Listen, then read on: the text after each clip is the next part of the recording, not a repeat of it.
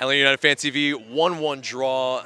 Yeah, I mean, maybe a lot of people coming in would have maybe said that it was maybe a win, an easy win, maybe. But, it's 2 points dropped, maybe in most people's eyes. What do you think? It's a big drop because the second spot was in the line. Columbus is tying against Philadelphia. Very likely will end up tie, or maybe Columbus can beat Philadelphia. So that's a very important having that uh, home advantage. So I think there was a big drop, and I just hate what's happening to Pity Martinez when he got the chance to score, and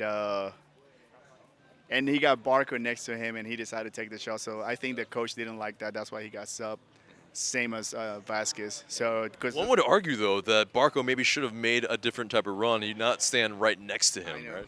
I know he could have done something different. I know Barco is also coming back, Yep. trying to get back in shape and Sharpness back with the out there. with the charm with the whole team again. But overall, I think it was a good team. It's a little bit disconnected. The Yeah. back line with the middle with the front line. But I think it's stuff that is gonna get it's gonna get better by the playoffs. So I truly believe we're gonna get really a big improvement. Yeah. Well, I mean, maybe one would say that this was a match that was pretty important in gaining that momentum for the playoffs. And in terms of not getting the result, a few clear-cut chances that we missed for sure, like one you were talking about with PT, maybe one with Vasquez. And then, of course, the disallowed goal. How much does that hurt that momentum? I mean, that hurts a lot. Even though I called it, because everybody was screaming and yelling, I was like, I think they're gonna call him out. So it was like, no, no, no, stop saying that, because they say it's like, I mean, you can tell Justin Merriam. So for me, it was not shocking, because I saw the whole thing when it happens. But yeah, it definitely hurts, especially for Tito, guy that's coming from the bench. He's so thirsty, ready to score, and he got a goal taken away. So I think that hurts me too, because I want to see Tito uh, Do well. scoring. Yeah. Sure, yeah, exactly. Agreed. Yeah, Frank de Boer coming in changed the kind of look of the lineup for sure. Kind of maybe yellow card accumulation forced a bit, but also, seeing Parkey come in, not forced. That's a thing where, he was playing sweeper in a three-man back line.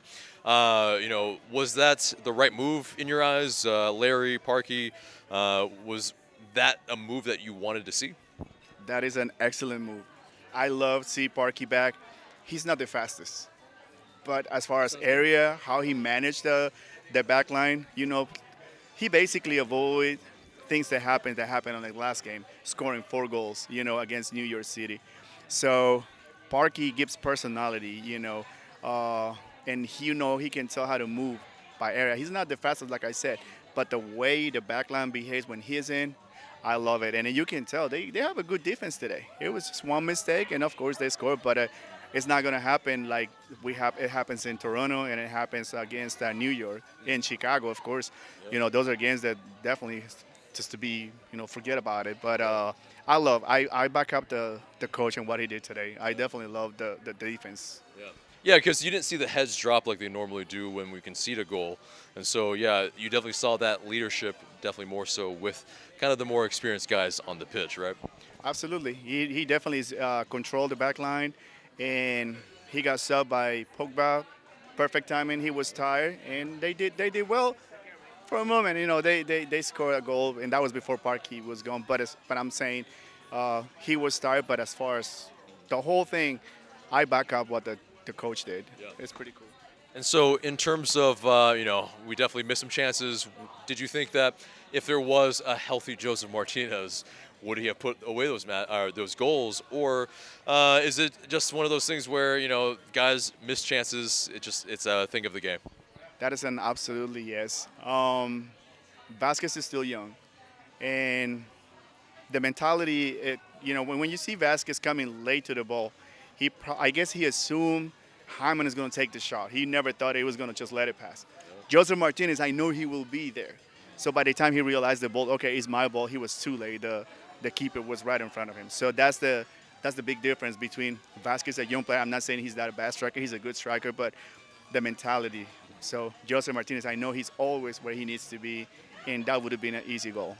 Yeah. And also, like I think with Hyman, kind of dumbing that, and then Vasquez, kind of the ball already had cut off the angle where he would have way more of the net to aim for, right? And yeah, that's just what happens. But yeah, so going into the playoffs, how confident are you if we don't have a Joseph Martinez, God forbid?